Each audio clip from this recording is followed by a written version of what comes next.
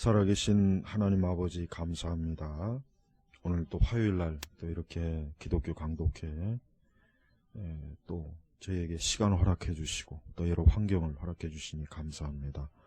오늘도 또 저희가 좋은 또 귀한 하나님의 진리를 체계적으로 또 배우고 또 성경의 가장 중요한 핵심적인 모든 귀한 교리의 그 진행과 흐름을 또 이 시간을 통해서 저희가 잘 배움으로 또 성경을 오해하지 말고 또 신앙생활에 가장 중요한 요소들을 잘 토대를 쌓을 수 있도록 도우셔서 저희 모두에게 힘을 더해 주시고 능력과 지혜를 주시고 또 육신도 강건하게 보살펴 주시며 또 우리의 모든 생활과 삶을 참 하나님의 은혜와 또 돌봐주심으로 또 아무 염려 없도록 이끌어 주옵소서.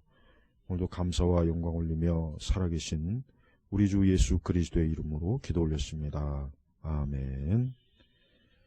자, 이제 오늘 제 7장 율법이 주어진 것은 구약의 백성을 억제하려는 것이 아니라 이 7장의 이제 14번째 여기 보면 이제 14번째부터 17번째 항이 뭐냐면 이제 율법 폐기로는 양심의 해방과 고대 의식들의 폐지와 연관되어 있다. 그러니까 율법 폐기론이 왜 잘못되었는지를 이제 다루는 게 이제 오늘 14번부터 17번까지의 그래서 7장 마무리가 이제 바로 이것으로 이제 끝나요. 그래서 율법에 대한 바른 이해를 우리 교회 이제 신약 교회가 어떻게 해야 되는지에 대해서 이제 칼빈이 7장에서 이제 주로 율법에 대해서 이제 다룬 거죠. 그래서 율법이 에 대해서 좀 이해가 안 가거나 모르면은 이 칼빈의 기독교 강요 이 7장을 읽어보면 돼요. 그리고 이제 또 오늘 율법 폐기론을 이제 다루죠. 율법 폐기론이 왜 잘못되었는가. 그래서 보겠습니다. 그래서 14번째 율법은 신자들에게 어느 정도로 폐기되었는가. 자, 그런데 율법은 신자들을 격려해주는 힘을 가지고 있다. 이것은 그들의 양심을 저주로 묶어놓는 힘이 아니라 그들을 계속적으로 권고함으로써 그들의 게으름을 흔들어 깨우는 힘이요 그들의 불완전함을 채찍질하여 일깨우는 힘이다. 그렇죠. 지난 시간에 아마 얘기했을 겁니다. 거듭난 성도는 거듭나기 이전에는 율법이 마치 엄하고 무서운 채찍질을 든 선생이지만 몽학선생이지만 거듭난 성도에게는 율법은 아주 친절한 교사예요. 그러니까 하나님의 율법에 대해서 어떠한 관점을 가지고 있느냐에 따라서 결국은 그 사람이 정말 복음을 통해서 율법의 바른 지도를 받고 있는지 아니면 여전히 복음 안에서 자유를 누리지 못하는 것인지 알 수가 있는 거예요. 그러니까 여기서도 칼빈이 뭐라 했습니까? 율법이 신자들을 격려해주는 힘. 그러니까 율법이 폭군이 아니죠. 사실은 율법을 폭군으로 알고 있잖아요. 오늘날 이제 복음지 교회는 복음지 사람들은. 그래서 거의 뭐 무율법주의나 마찬가지죠. 지금은.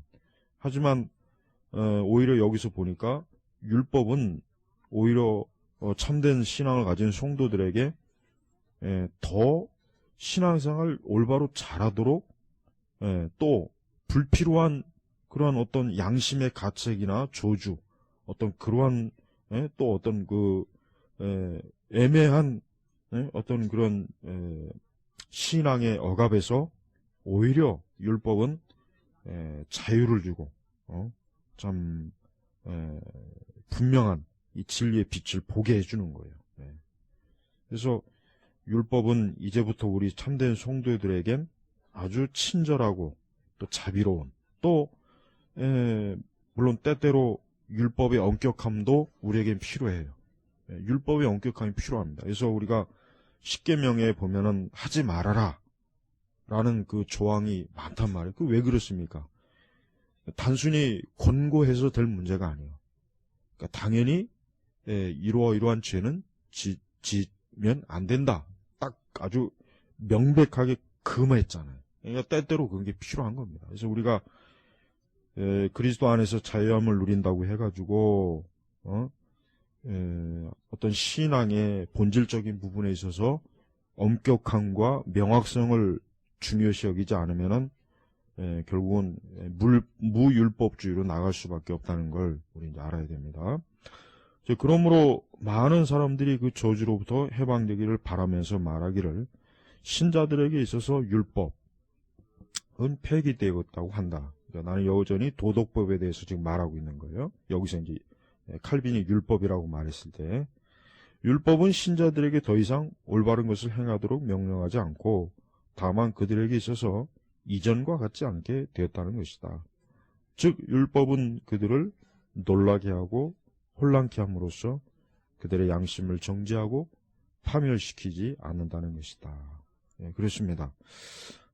절대 율법이라고 하는 것이 참 복음 안에서 그리스도의 참된 생명과 은혜를 얻은 사람으로 하여금 이 율법이 오히려 예를 들면 율법의 그러한 교훈 때문에 나는 복음의 자유를 누리지 못한다. 나는 예수님의 그 참 구속의 은혜를 나는 더 누리지 못하겠다. 그렇게 되지 않는다는 거예요. 오히려 율법을 통해서 우리는 오히려 더 하나님의 거룩과 또 우리 스스로 할 수 없는 그 완전함을 예수님께서 이루어 주신 것에 대한 그 안도감이 오히려 더 커져요. 그래서 참된 성도는 절대 율법을 대할 때 그 율법이 그를 어떻게 보면 고통스럽게 하는 그런 정죄와 파멸을 주지 않는다는 것입니다.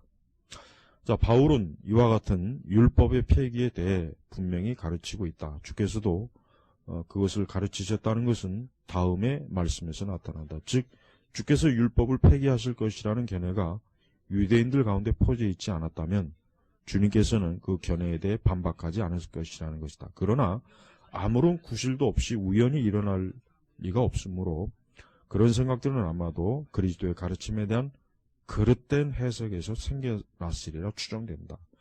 이것은 거의 모든 오류가 일반적으로 진리로부터 그 동기를 얻고 있는 것 같다. 그러나 우리는 같은 돌에 걸려 넘어지지 않도록 하기 위해 율법에서 폐기된 것이 무엇이고 그랬죠. 아직도 유효한 것으로 남아있는 것이 무엇인지를 정확하게 구분하도록 하자. 요게 핵심이죠. 지금 요게 핵심이에요.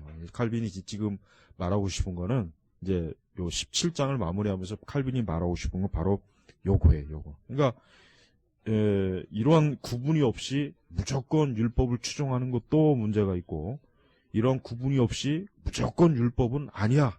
율법은 하여튼 처음부터 끝까지 다 폐기시켜야 돼. 이것도 잘못이지. 이것도 잘못이라는 거예요. 바리새인들이 예수님을 오해했잖아요.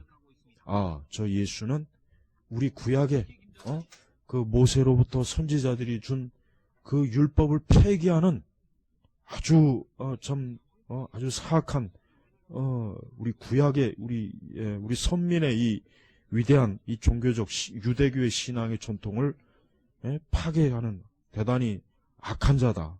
예수님은 그렇게 오해했단 말이에요. 예수님은 당신이 율법을 폐기하러 온 것이 아니라 오히려 어때요? 그 율법을 더 온전케 하러 온 것이란 말이에요. 그러니까 예수님 자신이 그 율법을 어떤 율법이 여전히 준수되어지고 어떤 율법이 폐기되어야 되는지 예수님이 직접 본을 보여주셨어요. 아주 정확하게. 그래서 우리는 바로 이러한 구분을 하신 첫 번째 분이 바로 예수님이에요. 이런 구분을 하신 분이.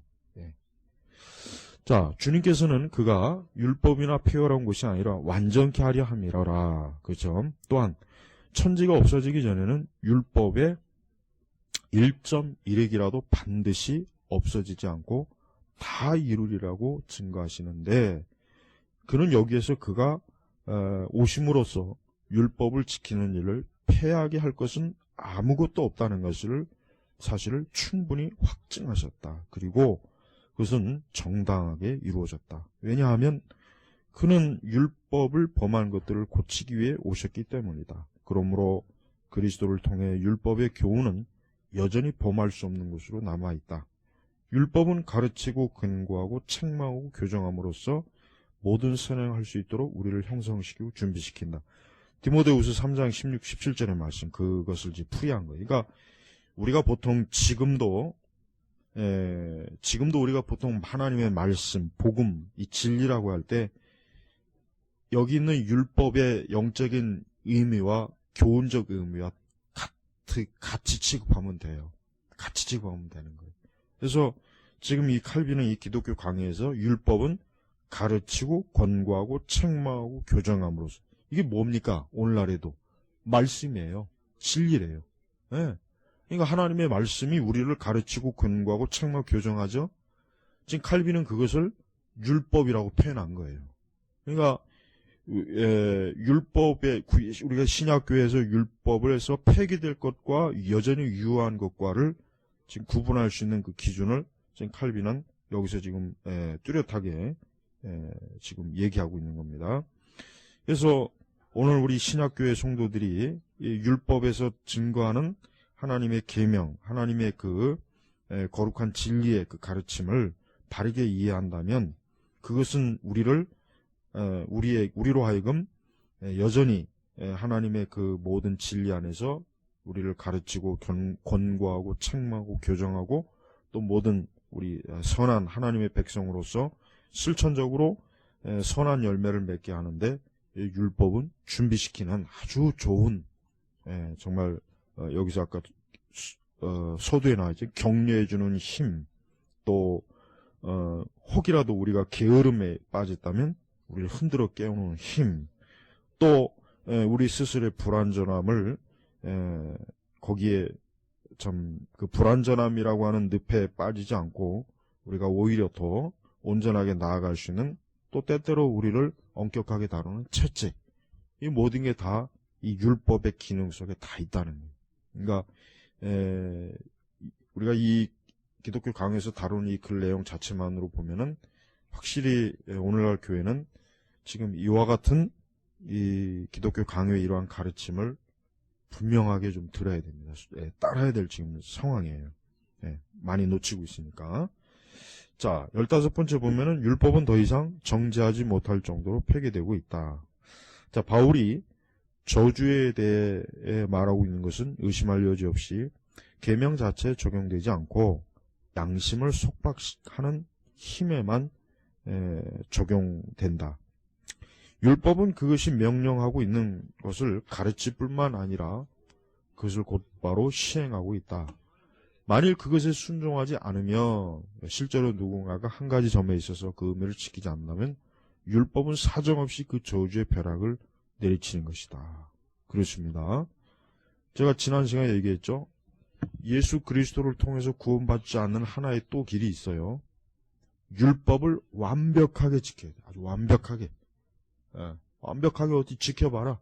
사실 하나님께서 율법을 제시하시면서 은연중에 이스라엘 백성에 너희가 한번 이걸 다 지켜봐라. 그럼 너희가 스스로 의로울 것이고 스스로 완전할 것이다.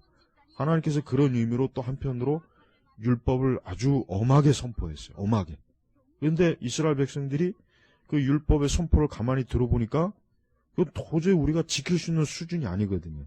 근데 이스라엘 백성들이 그 율법에 대해서 굉장히 그 엄하다는 그 생각을 이스라엘 백성이 가졌단 말이에요. 그러니까 실제로 그 율법에 단 한 가지만 율법을 지키지 않아도 여기서 나와야 지금 그 저주의 벼락이 내리친다는, 아주 무섭게 하나님께서 인간의 그 죄에 대해서 아주 그냥 저주 내리시죠. 이런 이유로 사도는 무릇 율법 행위에 속한 자들은 저주 아래 있나니 기록된 바 누구든지 율법책에 기록된 대로 온갖 일을 항상 행하지 아니하는 자는 저주 아래 있는 자라 하였습니다. 갈라디아서도 결국 내용이 뭡니까? 너희가 이 복음을 그렇게 우습게 여기느냐? 너희가 그렇게 복음에 대해서 그렇게 이 복음이 얼마나 영광스러운 건지 모르냐? 그러면 너희도 그럼 한번 율법대로 해봐라 이거야. 갈라디아에서 그렇게 변증하는 거예요. 너희가 이 율법을 너희가 그렇게 예수 그리스도의 도를 복음을 이 은혜를 그런 식으로 너희가 소홀히 한다면은 그럼 어디 한번 우리 구약의 그 율법대로 한번 너희가 다 지켜봐라.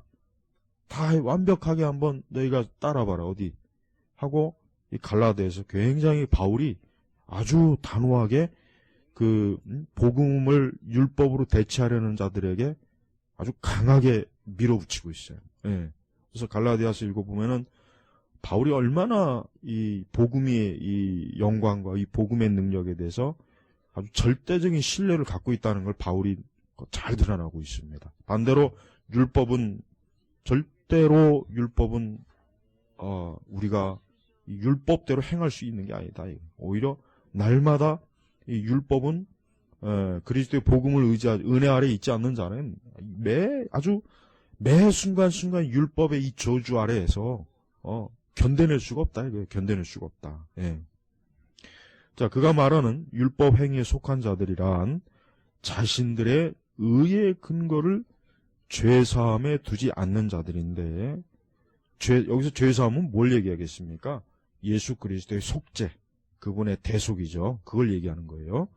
죄사함을 통해 우리는 율법의 가혹함으로부터 해방되고 있다. 이게 결국은 복음을 통해서 우리는 이 율법의 가혹함으로 해방되는 거죠. 그러므로 그는 우리가 율법 아래에서 비참하게 멸망되기를 원치 않는다면 율법의 속박에서 해방되어야만 한다고 가르친 것이다. 그랬어요. 제가 아까 얘기했죠.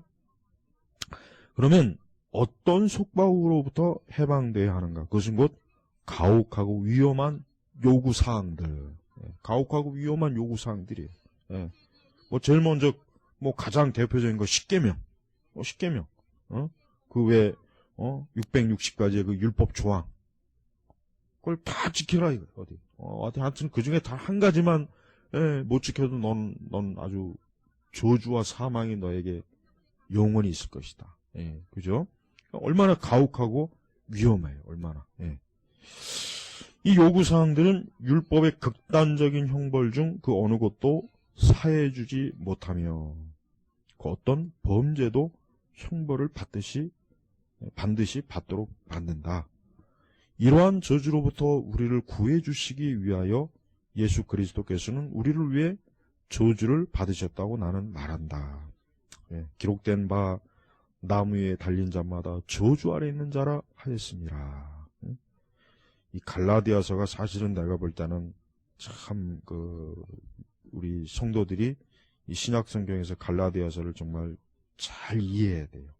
갈라디아서를 잘 이해하면은 복음에 대해서 더 명확할 뿐만 아니라 더 이상 율법주의에도 빠지지 않고 더 이상 어떤 그 복음과 율법을 혼동하지 않은 일단 이 복음과 율법을 혼동하니까 그걸 구별을 못하니까 처음에는 복음으로 시작했다가 시간이 지나면 계속 율법주의로 빠져. 계속 율법주의로. 그래서 갈라디아서 굉장히 중요한 거예요. 자, 다음 장에서 바울은 그리스도께서 율법 아래 나신 것은 율법 아래 있는 자들을 속량. 이 속량의 뜻이 뭐예요? 속량의 신학적인 의미가 뭡니까? 속량은 쉽게 얘기하면은 값을 대신 치르는 거죠. 그러니까 우리가 치러야 돼요, 사실. 우리가 치러야 되는, 죄인인 우리가 치러야 되는데, 우리는 치를 능력도 없고, 치를 것도 없어요. 그래서 대신 예수님이 자기를 대신 값으로 속량하는 거예요. 그러니까 대신, 대치하는 거예요, 대치. 그게 바로 속량의 의미예요. 위함이라고 가르친 것이다. 이것은 동일한 것을 의미하는데 그 이유는 계속해서 그는 우리로 아들의 명분을 얻게 하려 합니다. 여기서 아들은 뭡니까? 양자의 교리. 그러니까 우리를 단순히 그냥 종의 위치에서 그냥 해방시켜 주는 게 아니라 뭡니까? 거기서 한 걸음 더 나아가 너는 내 아들이다. 너는 내 자녀다. 양자의 위치까지 얻게 하는 거예요. 양자의 얼마나 이 복음의 능력, 얼마나 이 그리스도의 속량이 얼마나 위대한 것이냐.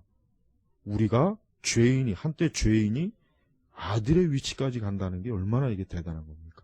그래서 지금 이 갈라디아에서 우리로 아들의 명분을 얻게 하려 했습니다. 라고 이렇게 얘기하는 거예요. 그렇다면 이것은 무엇을 의미하는가? 우리가 우리의 양심을 죽음의 두려움으로 고통을 고통을 주는 끝없는 노예 속박에 의해 억눌림을 당하지 않도록 하는 것이다. 동시에 언제나 변함없는 사실로 남아있는 것이다. 즉 율법의 권위는 조금도 손상받지 않고 우리로부터 언제나 동일한 존경과 순종함으로 받아들여져야 한다는 것이다. 예. 하나님께서 이렇게 그리스도를 통해서 이렇게 속량하실 때, 죄인을 속량하실 때 율법을 조금도 폐기하지 않았어요. 그러니까 조금도 율법의 손상을 가하면서 우리를 구한 게 아니에요.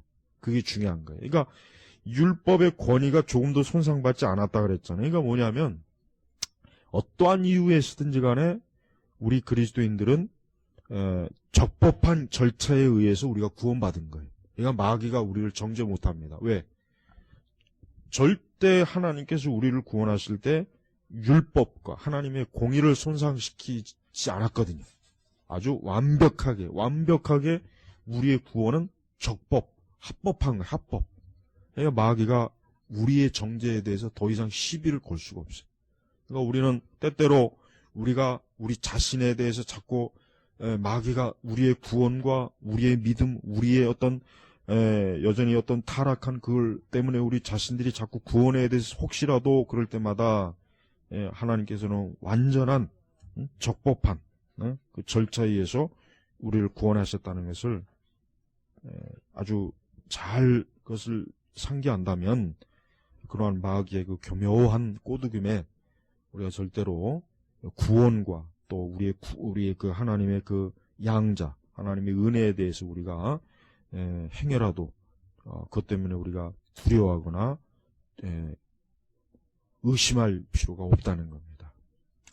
자, 이제 16번째 보면 이제 의식적 율법이에요. 그렇죠. 의식적 율법. 이제 요게 이제 우리가 잘 아까 얘기한 것처럼 여전히 우리가 지금 지켜야 될 게 뭐고 또 우리가 피해야 될 게 뭔가 이제 그 부분에 대해서 이제 피해야 될 거죠.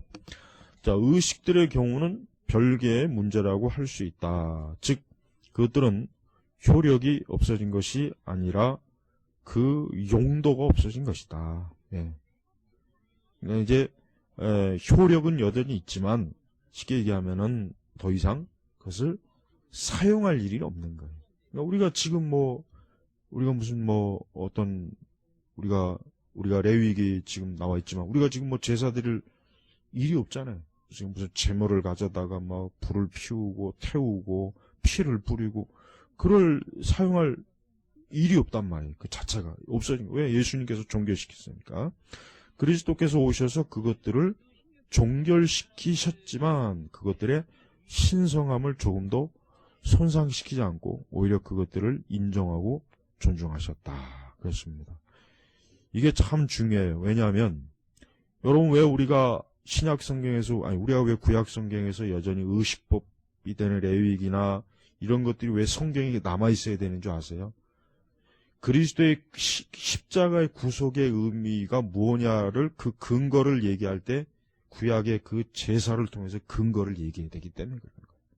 그러니까 여전히 우리는 그 그리스도 그러니까 구약에서 그 제사에 관련된 그 말씀이 있어야 돼요.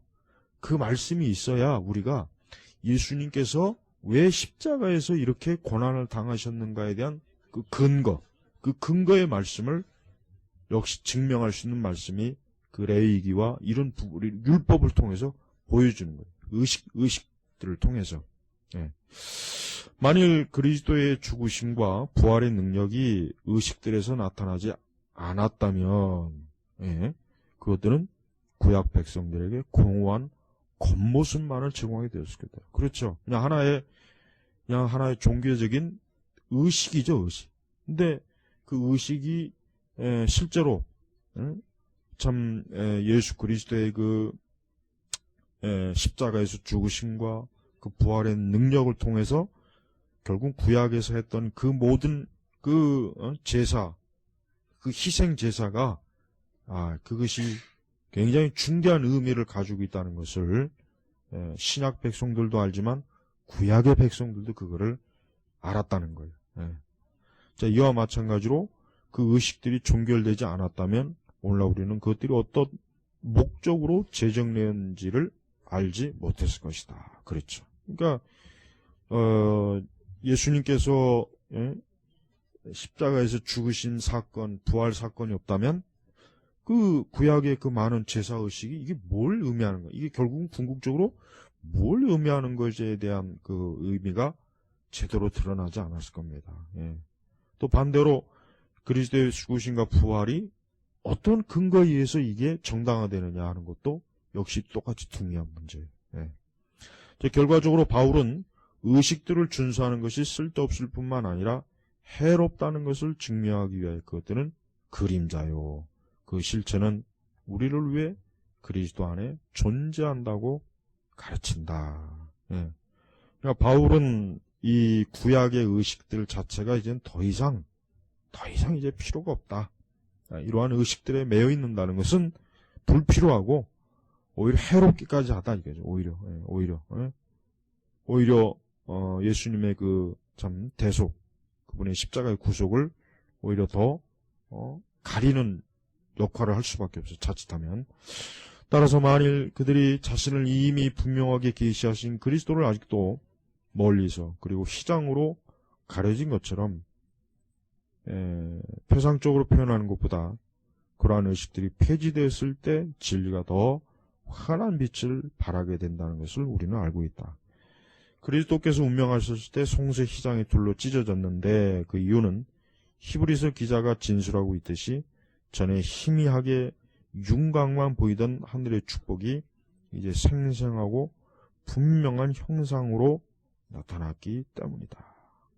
그래서 이 휘장이 찢어지는 걸 통해서 그 참 이스라엘 백성들이 그 휘장이 찢어지는 걸 통해서 예수님의 십자가의 사역이 결정적으로 무엇을 의미하는가에 대한 것을 아주 더 생생하게 그냥 눈앞에서 보여준다 이거죠. 예. 만약에 송새 휘장이 찢어지지 않았다면 굉장히 그 예수 그리스도의 십자가의 구속의 사역이 여전히 희미하지 않았을까 그런 예상을 할 수가 있어요. 예. 그만큼 이 마태복음 27장 51절에 기록된 송새 휘장이 둘로 찢어진 것은 단순히 휘장이 찢어진 것이 아니라 더 이상 이제 구약의 그러한 의식이 이제는 불필요하다고 하는 하나님께서 이제 마침표를 딱 찍는 거예요. 마침표를 딱 결국 찍는 거예요. 이제 구약이 이제 결국은 끝났다. 구약의 그러한 제사, 구약의 그 모든 그 의식적 율법 자체는 이제 종결되었다라고 하는 것을 하나님께서 딱 마침표를 찍어주는 게 지금 휘장이 찢어지는 겁니다. 그걸 보여주는 거예요. 예수 그리스도께서 이것에 대해 말씀하셨다. 율법과 선지자는 요한의 때까지요. 그 후부터는 하나님 나라의 복음이 전파되어 이것은 거룩한 족장들이 구원과 영생의 소망이 담겨있는 말씀을 듣지 못했다는 것이 아니라 우리가 지금은 환한 대낮에 볼 수 있는 것을 멀리서 그림자로 얼핏 보았다는 것을 의미한다. 세례 요한은 하나님의 교회가 왜 이런 초보 단계를 넘어야만 했는가를 설명한다. 율법은 모세로 말미암아 주어진 것이요 은혜와 진리는 예수 그리스도로 말미암아 온 것이라. 그러니까 하나님께서 분명히 모세에게 율법을 부여해 주셨어요. 그거는 우리가 분명하게 알 수 있어요. 구약 성경에. 그리고 신약은 하나님께서 예수님을 통해서 하나님의 구원의 은혜와 또 하나님의 구원의 진리를 예수 그리스도를 통해서 이제는 보여주시고 그걸 통해서 이제는 결국은 하나님의 그 원대한 그 구속 사역이 이제는 확연히 이제 환하게 비춰지는 거예요. 환하게. 그래서 우리가 보통 구약 하면은 모세가 대표자잖아요. 모세가. 구약의 대표는 결국 모세입니다. 왜? 율법을 받은 사람이거든요. 받은 사람. 모세를 통해서 비로소 하나님의 율법이 주어졌잖아요. 근데 신약은 그 율법이 결국 은혜와 진리로 예수님을 통해서 결국 궁극적으로 나온 거예요. 자, 비록 죄를 사하는 속죄가 참으로 옛 제사들에게 약속되었고, 언약궤가 아버지와 같은 하나님의 사랑에 대해 확실히 보증했지만, 이 모든 것이 완전하고 영원한 안전성을 발견하게 되는 그리스도의 은혜에 근거하지 않는다면 한낱 그림자에 지나지 않았을 것이기 때문이다.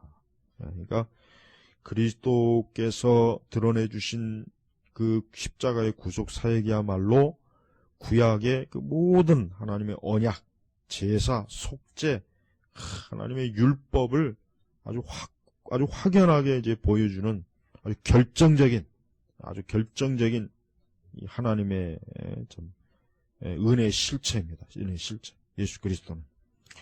이제 우리는 다음과 같은 사실을 그대로 인정해야만 한다. 즉, 비록 율법의 의식들을 지키는 것이 끝나기는 했지만 그것 때문에 그리스도 오시기 전까지 그것들이 얼마나 유용했는지를 더 잘 깨닫게 되는 것이다. 그리스도는 그 의식들을 폐기하시면서 자신의 죽음으로 그 힘과 효력을 입증해 주셨다.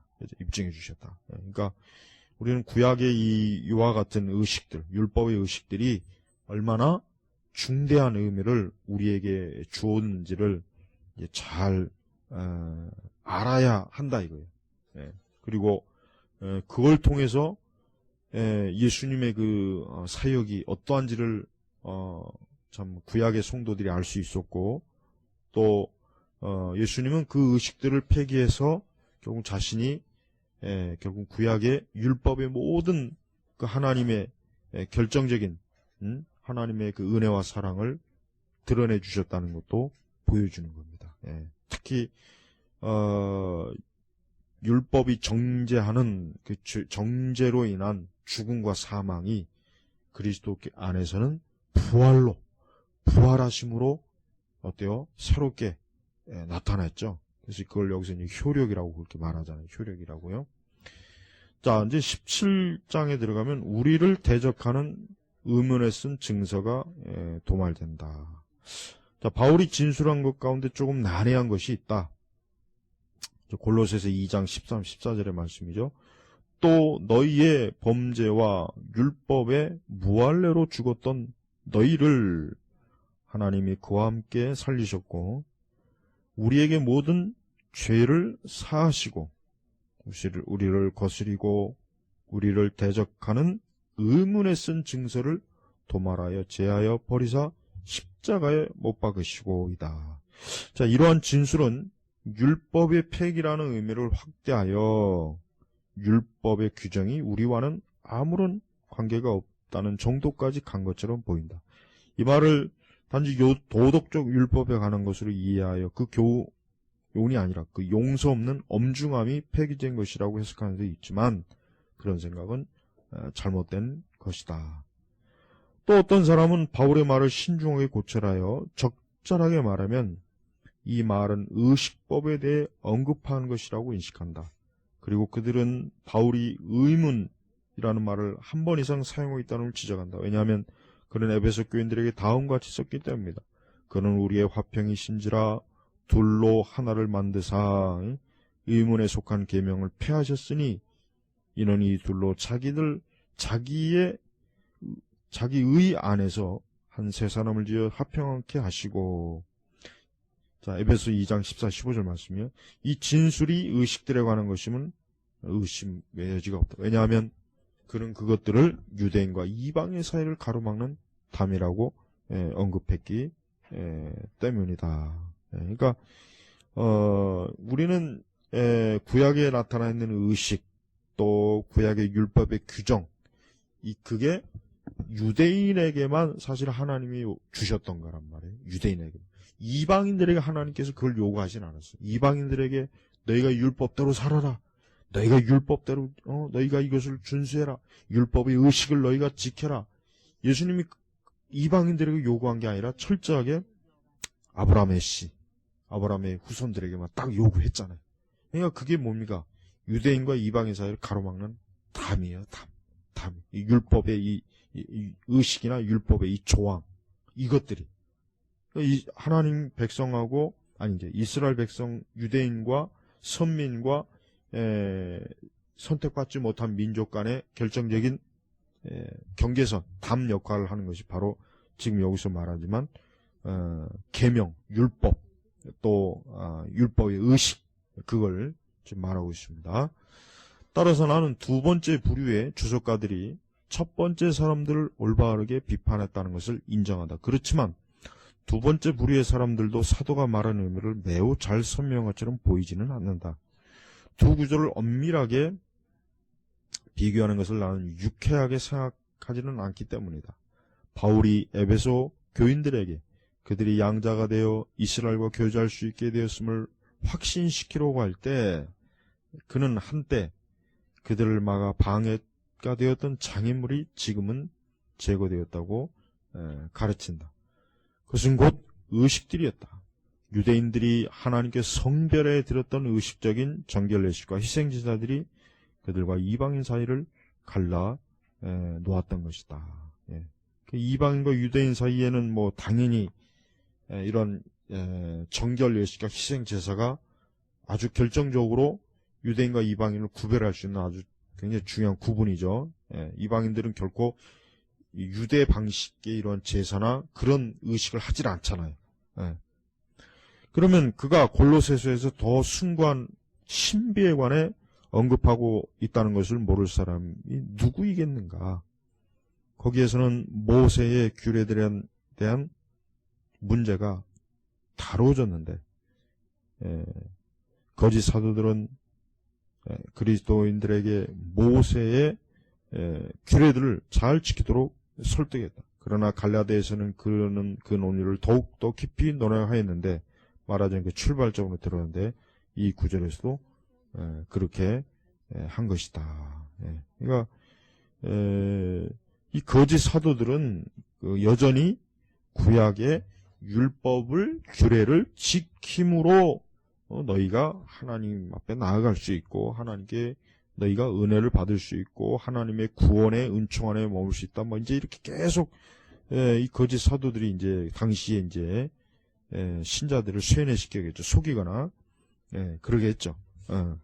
그러나 이제 그것이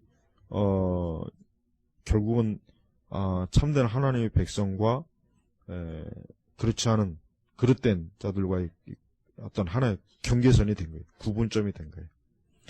만일 여러분이 의식들에 관해서 그것들을 지켜야 할 필요성 이외에 그 어느 것도 생각하지 않는다면 그 의식들을 우리를 대적하는 의문에 쓴 증서라고 불러야 할 이유가 도대체 어디에 있을 것인가. 골로새서 14절. 더욱이 우리의 구속이 거의 전적으로 그것들이 도말되었다는 사실에 근거를 두게 하는 이유는 무엇인가? 그러므로 그 일 자체는 우리가 그것을 더 내면적인 어떤 것으로 이해만 한다고 외치고 있다.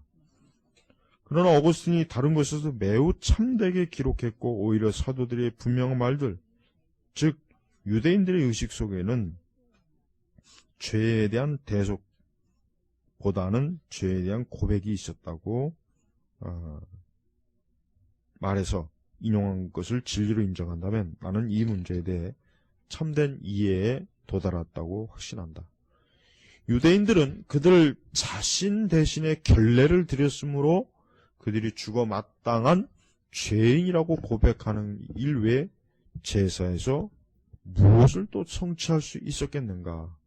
그리고 그들은 그들 자신이 불결하다고 고백하는 것 외에 그들의 성결 의식에서 무엇을 성취할 수 있었겠는가? 이와 같이 그들은 반복해서 그들의 죄와 불결에 대해 의문에 쓴 증서를 갱신했던 것이다. 그러니까 지금 여기서 보면은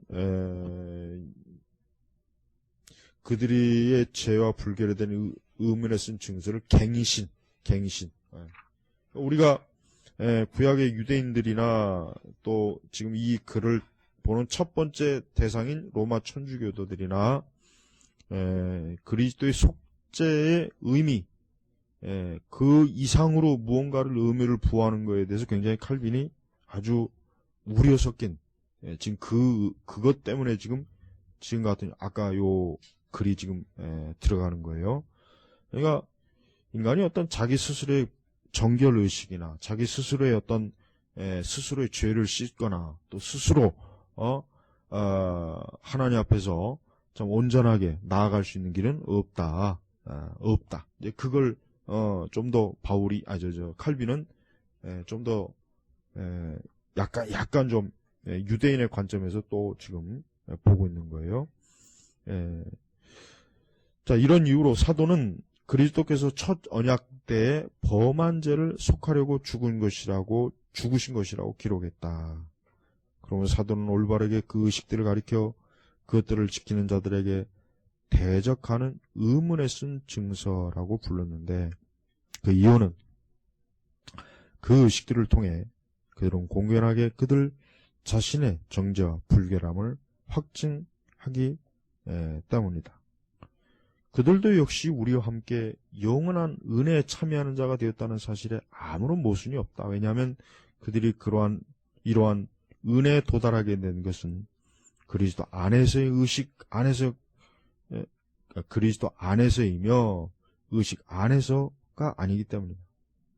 사도는 이 구절로 해서 의식과 그리스도를 구별하고 있는데, 그 이유는 그때 사용했던 의식은 그리스도의 영광을 희미하게 만들었기 때문이다. 의식들 그 자체만을 바라볼 때 그것들이 사람들의 구원에 대적하는 의문에 쓴 증서라고 불리는 것은 매우 적절하다. 고 우리는 생각한다. 왜냐하면 그것들을 말하자면 사람들의 의무를 입증한 그 구속력이 있는 법적인 문서였기 때문이다. 여기서 대적하는 의문에 쓴 증서는 그 당시 이제 노예들은 노예라고 하는 그 증서가 하나씩 있죠. 증서. 이제 그거를 이제 비유로 해서 이제 결국은 우리 자신의 죄에 대한 결국 죄인은 영적인 의미에서 역시 우리도 마치 노예와 같이 우리도 의문에 쓴 증서 같은 율법 증서 같은 게 우리에게도 있다 이거죠. 근데 이런 것들을 결국 완전히 무효케 하신 분이 예수님이잖아요. 더 이상 이제 대적하는 의문에 쓴 증서가 우리 성도들에게 구속력이 없어요. 구속력이 없어요. 왜? 예수님이 너에게 자유를 주셨다. 이제 더 이상 그러한 증서가 너를 노예로 이제 삼는 것이 아니다. 지금 그런 의미입니다. 거짓 사도들이 그리스도 교회를 또다시 그것을 준수하는 것으로 얽매이게 하려고 했을 때 바울은 정당한 이유를 들어 그것들의 궁극적인 목적을 더욱 심오하게 다시 언급함으로써 골로새 교인들 하여금 만일 그들이 이런 식으로 의식적인 법에 예속된다면 위험 속으로 빠져들어가게 될 것임을 깨닫고 경고했다. 동시에 그는 그리스도의 은혜를 빼앗겼는데 그 이유는 주께서 한 번만 영원히 속량을 수행하셨을 때 날마다 지켜야만 되는 의식들을 폐지시키기 때문이다. 의식들은 죄들을 증거할 뿐이고 그것들을 없애는 데는 아무 일도 할 수 없다. 그러니까 바울은 율법의 의식이라고 하는 것이 결국은 그리스도의 은혜 앞에서는 이제 의미가 없다 이거예요. 율법의 의식이라는 게 그리스도의 은혜 앞에서는 이젠 아무 역할이나 아무 능력이나 그것이 그걸 통해서 하나님의 구원 사역이 더 늘어나거나 줄어들거나 더 나아지거나 이제 그런 효력 그런 것이 없다 이거예요. 이제 단번에 이루신 그 영원한 속죄 사역 그것이야말로 결국은 우리 성도들에게 있어서 하나님의 구속에 결국은 명확하게 거기에 이제 우리가 지배를 받는 거죠. 지배를. 그래서 이 7장은 이렇게 율법에 주어진 것에 대한 그 어떤 구약에서부터 신약의 율법의 의미가 무엇인지를 좀 이제 그 기본적인 전제를 가지고 이제 설명을 했어요. 거기서 8장에 들어가서 이제 뭐가 나옵니까? 십계명 해설에 나오죠. 왜 그러냐면 십계명 자체는 대표적으로 율법이에요, 율법. 그러니까 지금 칼빈은 이 십계명을 해설하기 전에 먼저 이 율법이 무엇인지에 대한 바른 이해, 그것을 하고 난 다음에 또 율법에 대해서 오해하고 있거나 또 역시 율법의 의식법을 왜 폐지해야 되느냐 등 이런 모든 것들을 다루고 난 다음에 그다음에 8장부터 이제 어때요? 이제 이 십계명의 의미부터 이제 하나하나 이제 의미들을 이제 해설하고 이제 그것들에 대해서 이제 어떻게 이제 우리 하나님의 백성들이 이러한 계명을 어떤 의미로 받아들여야 되는가 하는 것을 또 역시 차근차근 지금 아주 설명을 해요. 그래서 이제 8장 지금 저기 보면은 13번 13번째 조항부터 이제 첫째 계명이 자세한 해설이 이제 여기서부터 또 들어가요. 또 여기 이제 해설이 십계명에서 들어가는 거예요. 그 전에 이제 오늘 이제 자연 법칙에 대해 언급하는 성문화된 도덕법 제 1항 2항. 그래서 첫 번째 십계명은 우리에게 어떤 의미를 지니고 있는가. 그러니까 지금 여기서 알 수 있는 것은 칼빈은 십계명이라는 것 자체가 신약교회의 아주 중대한 어때요? 여전히 우리가 믿고 지키고 따라야 될 원리로 지금 우리에게 제시한 거예요. 그러니까 오늘날 교회가 십계명을 안 가리키거나 십계명에 대한 강조를 두지 않거나 또 더 최악인 것은 물론 그 결과가 원인이겠지만 십계명을 전혀 모른다든가 아니면 십계명의 중요성이 뭔지를 아예 인식을 못한다면 어떻게 되겠어요? 결국 율법 폐지론이에요. 율법 결국은 혹시 뭐 말로는 율법이 여전히 중요하다라고 하지만 실제적으로는 율법을 폐기한 거나 마찬가지라. 그래서 우리가 절대 그래서 지금 첫 번째도 뭐 십계명은 우리에게 어떤 의미를 지니고 있는가 이거부터 나오죠. 그러니까 결국 뭐예요? 분명하게 신약교회, 신약성도들에게 의미가 있다라고 하는 것을 지금 알려주는 거예요. 자, 여기에서 율법에 있는 십계명에 대해 간단히 설명하면서 소개하는 것은 부적절하지 않다고 생각한다.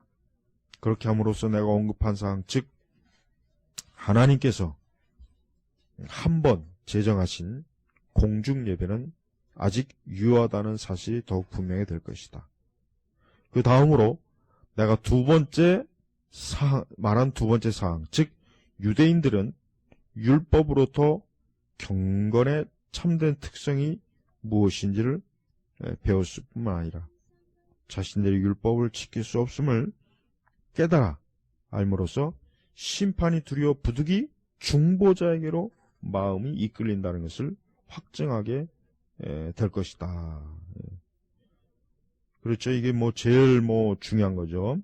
이제 하나님에 관한 참된 지식을 얻기 위하여 요구되는 것을 요약하면서 우리는 하나님의 위엄성과 즉시 마주치지 않고는 위대하신 하나님을 깨달을 수 없으며 알 수가 없으며 따라서 그를 예배하지 않을 수 없다고 가르쳤다. 그러니까 하나님에 관한 하나님을 아는 지식이라도 좋고 하나님에 관한 참된 지식이라도 좋아요. 어쨌든 어떻게 부르든 간에 어쨌든 사람이 하나님에 관한 참된 지식을 알게 되면 자연적으로 하나님이 얼마나 위대하시고 또 그분을 마땅히 예배해야 되고 그분을 마땅히 섬겨야 된다는 것을 알게 된다 이거죠. 알게 된다. 그리고 역시 그걸 통해서 진정 참된 경건과 그릇된 경건이 역시 또 나누어지는 것이에요. 네. 그러니까 우리가 이 율법이라고 하는 것은 사람들에게 하나님의 거룩하심을 보여주면서 하나님의 어미하신 심판 그걸 역시 알려주고 있는 거예요.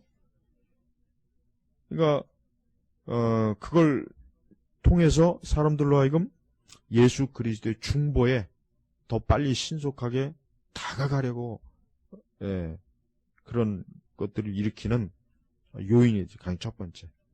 이제 하나님에 관한 참된 지식을 얻기 위하여 요구되는 것을 요약하면서 우리는 하나님의 위엄성과 즉시 마치지 않고서는 위대하심을 깨달을 수 없음에 따라서 그를 예배하지 않을 수 없다고 가르쳤다. 이 부분이 다시 한번 잘 여러분들이 알아야 됩니다. 하나님에 관한 참된 지식이 오늘날 교회에서 과연 잘 가르쳐주고 있느냐.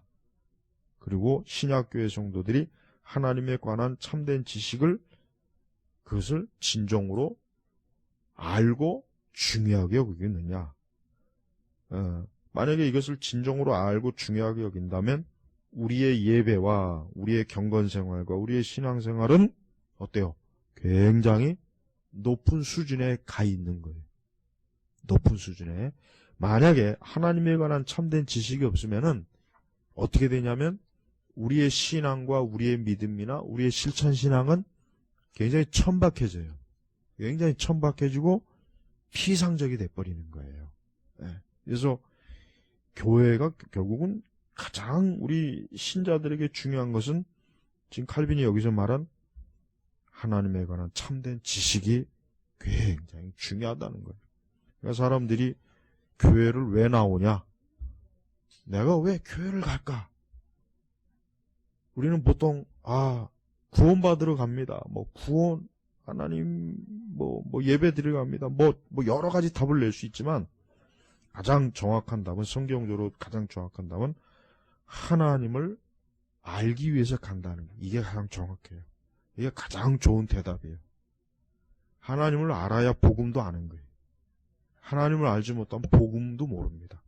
그래서 우리가 지금 여기서 말하는 것은 하나님에 대해서 알면 알수록 하나님이 얼마나 위대하시고 얼마나 영광스럽고 마땅히 예배 드리라고 잔소리할 필요도 없어요. 기도하라고 잔소리할 필요가 없어요. 그냥 그분의 그 위대하신 존전 앞에 그냥 알아서 무릎을 꿇고 알아서 그냥 그분 앞에 엎드리는 거예요. 자, 우리 자신에 관한 지식을 원하면서 우리는 다음과 같은 주요 사항을 발표한 적이 있다. 이게 기독교 강의의 처음 서두에를 언급하는 겁니다. 즉, 우리 자신의 덕에 대한 의견을 버리고 우리 자신의 의에 대한 모든 확신을 포기할 때 우리는 순전한 겸손과 자기 비하를 배울 수 있다는 사실을 제시한 바 있다. 아까 여기 말한 우리 자신의 의에 대한 모든 확신을 좀 더 구체적으로 말하면 실제로 우리 자신의 철저한 가난을 깨달아 알므로써 깨어지고 부서질 때, 좀 더 다른 용어로 하면 그냥 자아가 깨질 때, 자아가 무너질 때, 그래야 진정한 여기서 순전한 겸손, 그러니까 거짓된 겸손이 아니라 진짜 참 자기 자신이 죄인이구나, 정말 아무것도 아니구나, 오직 그리스도 하나님의 은혜만이 나에게 전부이구나. 그 다음에 이제 자기 비화, 이것도 역시 마찬가지예요. 그냥 괜히 자기를 드러내고 싶어서 하는 억지 비하가 아니라 진정 자기 자신이 정말 보잘것없는 죄인에 불과하구나.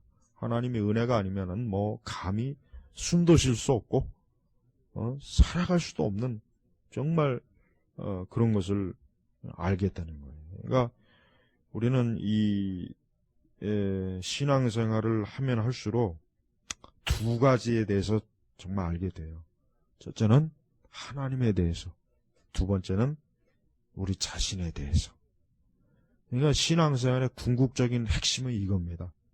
그러니까 신앙생활을 정말 잘했냐 못했냐 하는 것은 이 두 가지만 확인해 보면 되는 거예요. 이것만 확인이 된다면 이 사람은 신앙생활을 정말 제대로 잘했구나, 잘하고 있구나.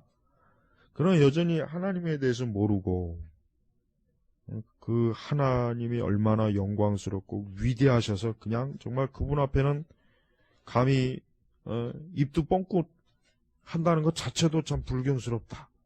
정말 내 자신의 수치와 부족함과 내 자신의 보잘것없는 이 모든 것들이 그냥 한순간에 그 빛 대신 영광스러운 주님 앞에서 확 드러났을 때 사람은 그렇게 되면 진짜 이 겸손, 아주 순전한 교만한 겸손이나 괜히 우월한 자기 비하가 아니라 진짜 겸손한 거고 진짜 자기가 좀 스스로 정말 보잘것없는 죄인에 불과하구나 하는 것을 깨닫게 된다는 거예요.